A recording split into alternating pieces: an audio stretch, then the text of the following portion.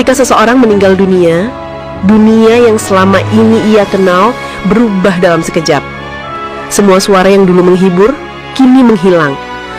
Ruhnya mulai ditarik perlahan oleh malaikat maut, dimulai dari ujung kaki, naik ke betis, ke perut, lalu ke dada. Setiap tarikan terasa seperti urat-urat dipisahkan dari daging.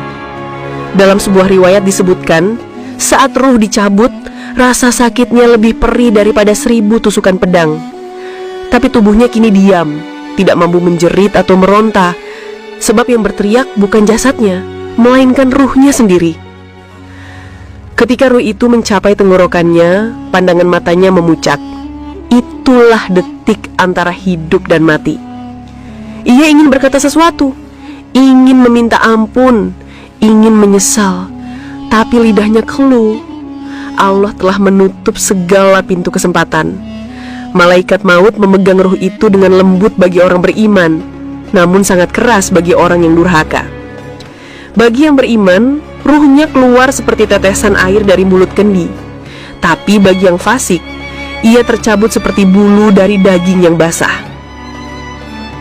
Begitu ruh terlepas, dunia di sekelilingnya tetap berjalan. Keluarga menangis, suara doa terdengar, tapi ia hanya bisa menyaksikan tanpa bisa kembali. Ruh itu menatap tubuhnya yang terbujur. Ia menangis. Ia berkata dalam hatinya, "Itu aku, tubuh yang dulu berjalan di bumi, sekarang diam tanpa daya." Ia mencoba masuk kembali ke jasadnya, tapi pintu kehidupan sudah tertutup. Malaikat berkata, "Pergilah, wahai ruh, hidupmu telah selesai."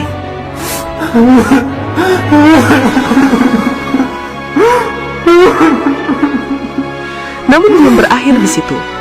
Ruh itu dibawa ke langit untuk dihadapkan kepada Allah sesuai amalnya. Ruh orang soleh disambut dengan wangi semerbak, dibawa dengan penuh penghormatan. Sedangkan ruh yang durhaka ditolak oleh para malaikat langit karena bau busuk amalnya begitu menyengat. Tapi sebagian ruh masih menatap tubuhnya di dunia. Mereka belum tenang. Mereka tahu sebentar lagi jasadnya akan dimandikan.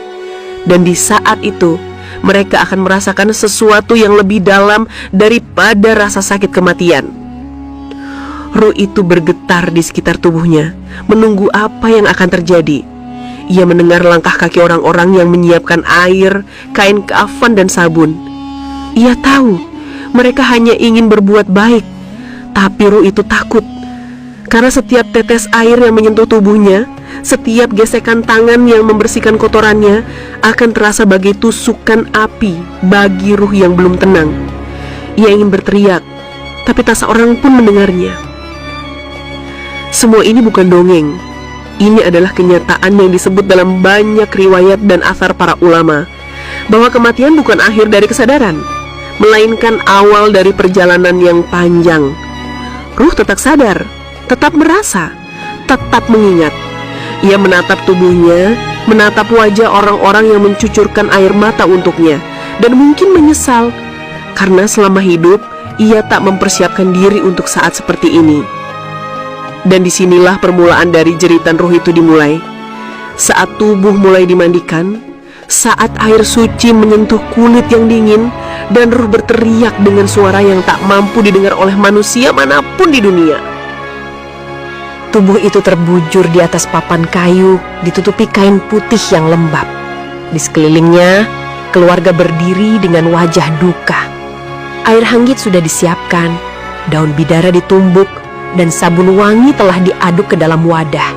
Semua tampak seperti prosesi yang tenang. Tapi di sisi lain, sesuatu yang tak terlihat sedang berguncang hebat. Ruh sang mayit berdiri di dekat jasadnya, menatap tubuh yang dulu ia huni, dan ia tahu inilah saat yang begitu menyakitkan, saat jasadnya akan dimandikan. Ketika air pertama kali disiramkan ke tubuhnya, ruh itu bergetar hebat. Dalam sebuah athar dari Imam Al-Ghazali dalam Ihya Ulumuddin, disebutkan bahwa ruh mayit akan merasakan setiap siraman air sebagaimana manusia hidup merasakan dinginnya air di kulitnya. Setiap tetes air, setiap gosokan tangan yang membersihkan tubuhnya dirasakan oleh ruh dengan rasa yang luar biasa pedih. terutama bagi ruh yang penuh dosa.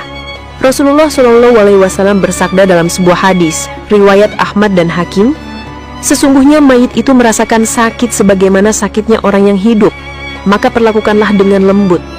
Karena itulah para ulama mengajarkan agar saat memandikan jenazah, tangan harus lembut, gerakan harus perlahan, dan hati harus penuh kasih. Sebab ruhnya menyaksikan dan merasakan semua perlakuan itu. Ruh yang beriman menahan rasa sakit itu dengan sabar. Ia tahu setiap tetes air yang menyentuh tubuhnya adalah penghapus dosa. Ia mendengar lantunan doa dari orang-orang yang memandikannya dan hatinya mulai tenang. Malaikat berkata, "Wahai ruh yang tenang, bersabarlah karena ini adalah penyucian terakhir bagimu sebelum engkau kembali kepada Tuhanmu." Namun bagi ruh yang durhaka, setiap siraman air bagaikan tusukan bara api. Ia menjerit, berusaha menjauh dari jasadnya, tapi tidak bisa. Malaikat maut memerintahkannya untuk menyaksikan tubuhnya sendiri dimandikan. Dalam sebuah athar disebutkan, jika manusia mendengar jeritan ruh ketika mayit dimandikan, niscaya mereka akan pingsan karena ketakutan. Tapi Allah dengan rahmatnya menutup pendengaran manusia dari jeritan itu agar mereka bisa menunaikan tugas terakhirnya dengan tenang. Ketika orang yang memandikan mengangkat tangannya untuk menggosok kepala dan tubuh si mayit, ruh itu berteriak dalam diam, "Lembutlah wahai saudaraku, itulah tubuh yang dulu sujud kepada Allah, jangan kasar." Tapi tidak ada yang mendengarnya.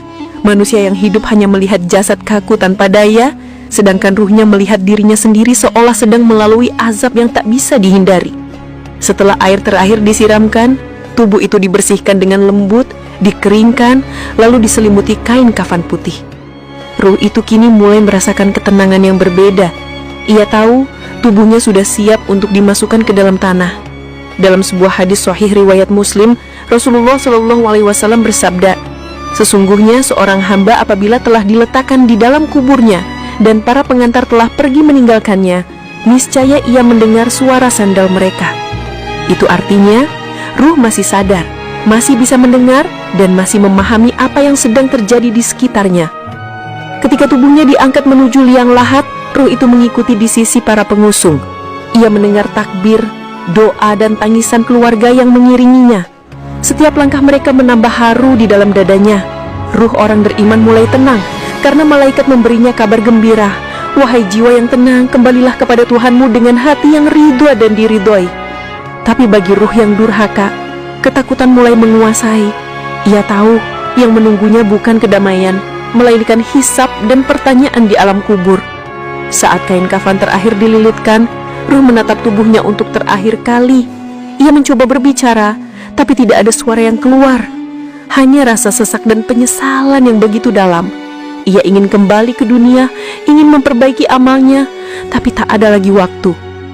Sahabat Islam Cerah Zahra, semua ini bukan sekedar cerita, tapi peringatan yang nyata dari Allah dan Rasul-Nya. Kematian bukanlah akhir, melainkan pintu menuju kehidupan yang sesungguhnya. Karena itu, selama ruh masih ada di dalam jasad kita, jangan sia-siakan waktu.